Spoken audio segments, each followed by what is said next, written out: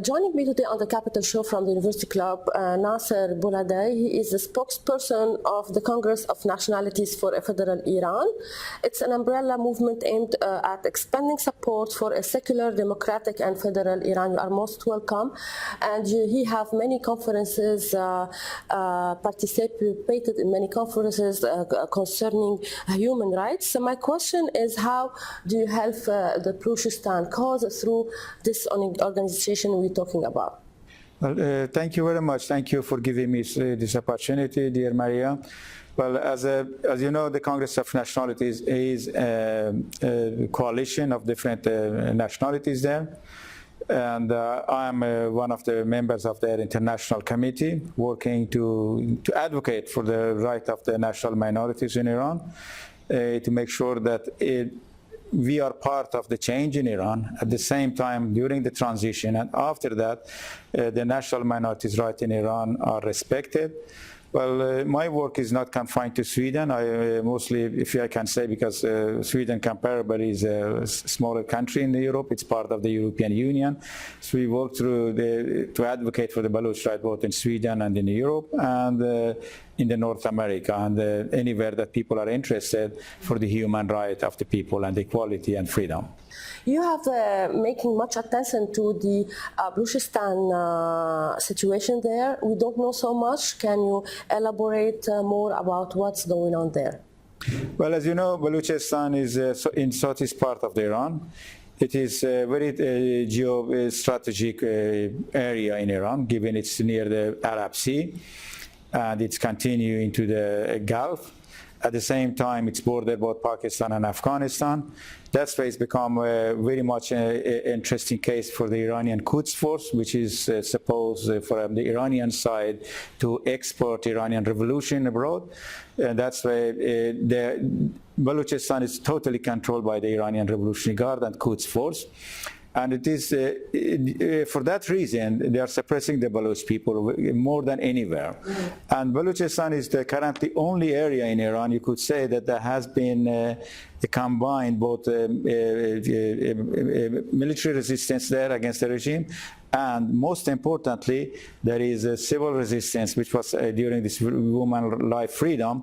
Balochistan was actually the area that we had a demonstration for longer period, more continuously, and there were more people killed or arrested and executed during the because of the demonstration in Balochistan since it started in September 2022.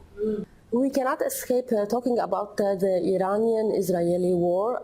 What is your analysis of the confrontation building up now? Well, you know, this confrontation has been building up for years. I'm sure the people in Iran are very nervous about the situation as the people are in Israel and in the region. But the important thing is that I think Iranian people, or particularly the national minorities like the Baloch, they are looking forward to any kind of common cause between different people, which can help to change or transition to the different situation in Iran. As you know, for the people, the important thing currently is their economy. We have, for instance, $1 is 65,000 Iranian tuman, which 40 years ago it was $1 maybe between 5 to 7 Iranian tuman. And life is very bad for people. Actually, Iranian people looking for a change in Iran. We will see how people will react. But we don't know what is, as I was talking before here, if we don't know what the international community wants, we don't know what Israel wants, we don't know what America wants. Iranian people are not in a position to say what will happen. But what Iranian people wish, I think, majority of the people, are a transition to democracy and change in Iran. And hopefully anything that's happened can benefit people in Iran.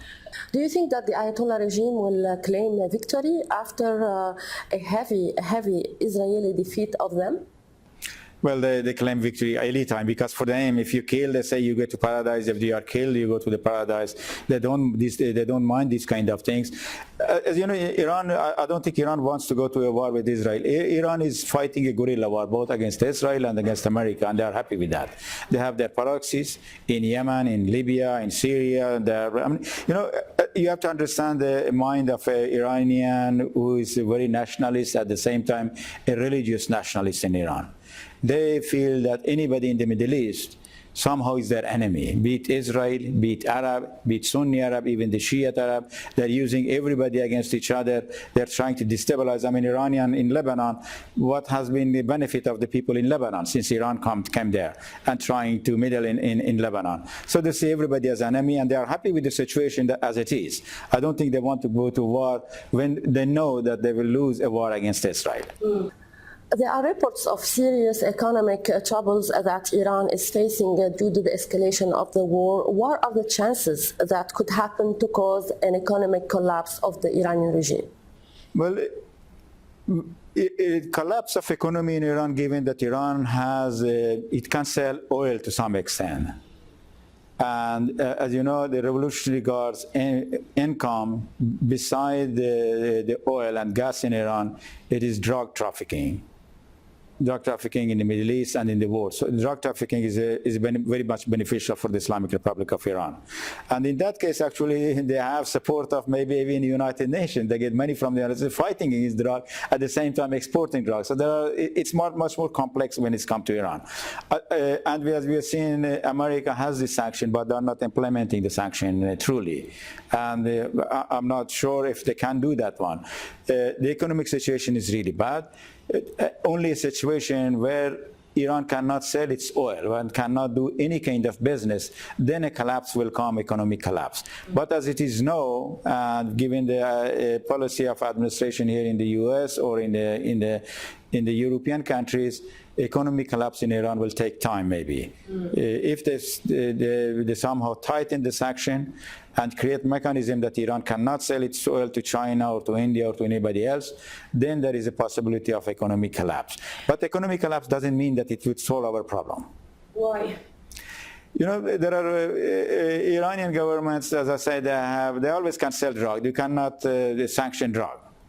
And in Iran, I think it was some years back, either it was Newsweek or Time, that said after the oil, drug trafficking is the second income in Iran. And this is large money, and this money uncontrollable. So there are lots of things that the international community has to do before Iran go to economic collapse. Did you get any support from the government of Israel to the Baluchistani cause? Well, no, we haven't any contact with them. We don't know. We have not received any contact or support from any country yet, except that the Islamic Republic of Iran blame us for having received help from anybody, but we haven't received any help from any country until now. But as you know, we are trying. We are coming here in these countries to see that, to finding support from not from the governments themselves, but the civil society, from the U.S. Congress, U.S. Senate, U.S. think tank, to highlight our situation, human rights groups. This is what we are doing. I must thank you, Mr. Nasser Boladai, for these comments, for your views, and thank you for helping your people and trying to bring freedom to Iran. Thank you so much. It's my pleasure. Thank you very much. Thank you for giving me this opportunity. I really appreciate it. Hey, Maria Malouf here. Please click to like and subscribe to Maria Malouf TV YouTube page and catch our hottest interviews and most compelling analysis. You will not get it anywhere else.